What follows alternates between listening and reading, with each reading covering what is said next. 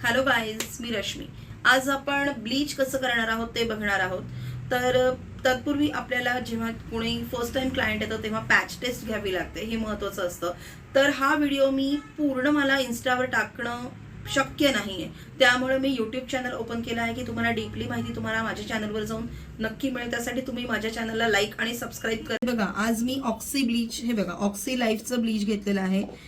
हे आहे ब्लीचचं क्रीम, याला म्हणतात ॲक्टिवेटर.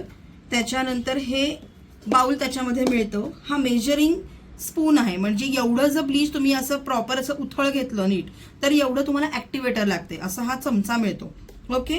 त्याच्यानंतर हे आहे प्री ब्लीच क्रीम. प्री म्हणजे आधी लावायचं आणि पोस्ट म्हणजे नंतरचं असं असतं. आणि हा मी ब्रश घेतलेला आहे कारण की मी आज तुम्हाला हातावर करून दाखवणार आहे. आणि ही असते स्पॅच्युला. काही लोक जर ब्लीच झाल्यानंतर ते असं स्पॅच्युलानी पण काढतात, काही लोक स्पंजने पण काढतात. सो मी तर स्पंज आणि पाणी सुद्धा ठेवलेलं आहे. आता आपण प्रोसिजरला सुरू करूया. सी, आता मी काय करत आहे, हे ब्लीच घेत आहे. हे उथळ असं भरलेलं आहे. मी दिसतंय तुम्हाला? हे एवढं समजा मी घेतलं. छोटा ब्रश पण तुम्ही वापरू शकता, मोठा ब्रश पण. चेहऱ्यासाठी लहान ब्रश असतो जो तुम्ही पॅक लावताना वगैरे वापरतात. आणि एक सेकंड, हा मी दाखवते, ऍक्टिवेटर घेऊन दाखवते की तुम्ही जेव्हा आपण हाताचं करत आहोत ना तेव्हा पण हे उथळच पाहिजे. ओके. किंवा आता तुम्ही जेवढा तुम्ही ब्लीच घेतलाय तेवढी तुम्ही ऍक्टिवेटर घेतली तरी चालते, कारण की आपण हातापायावर करत आहोत. सो थोडीशी जास्त चालणार आहे म्हणून मी घेत आहे. ओके. ही झाली ऍक्टिवेटर आणि हे सगळं बंद करून ठेवू. तत्पूर्वी मी प्री ब्लीच लावून ठेवलेलं आहे हाताला. थोडंसं घ्यायचं आणि ऍप्लिकेशन करायचं आणि 2 मिनिटानंतर स्टार्ट करायचं. आणि ब्लीच आणि ऍक्टिवेटर मी काय करत आहे, मिक्स करत आहे चांगलं. नुसतं एवढंसं केलं झालं असं नाही. ह्याचे मॉलिक्युल्स ऍक्टिवेटर प्रॉपर ह्याचे जे मॉलिक्युल्स हे एकमेकांमध्ये चांगले मिक्स झाले पाहिजे, नाहीतर एखाद्या ठिकाणी जास्त चरचरतं मग ते आणि मग आघाग होते.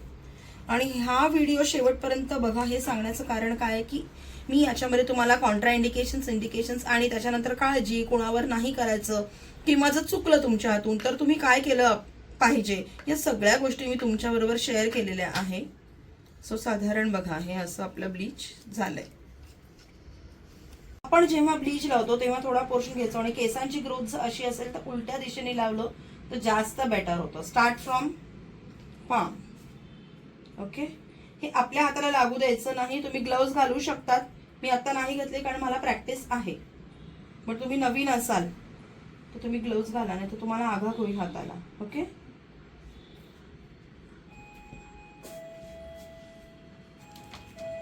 हे बघा, तुम्ही ह्या स्पॅच्युलाने सुद्धा असं काढू शकतात ब्लीच. ओके. पण मी स्पॅच्युलाने नाही काढत, मला स्पंजने जास्त इझी वाटतं.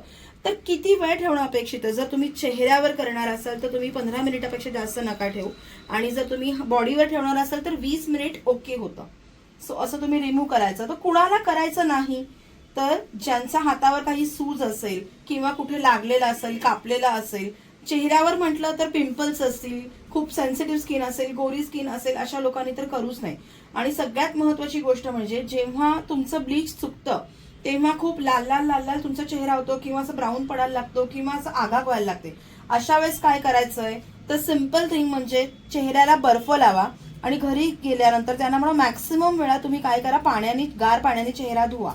आणि ते झाल्यानंतर ॲलोवेरा जेल तुम्ही लावून, प्लेन ॲलोवेरा जेल तुम्ही लावून ठेवू शकता. सो ह्याच्यापासून तुम्ही असं वाचू शकता. जर अगदीच तुम्हाला काही जमत असेल की नाही तरी पण नीट होत नाहीये तर मात्र तुम्हाला डॉक्टरांकडे जाण्याशिवाय पर्याय नाही. पण ब्लीच सतत करणं खूप चुकीचं आहे.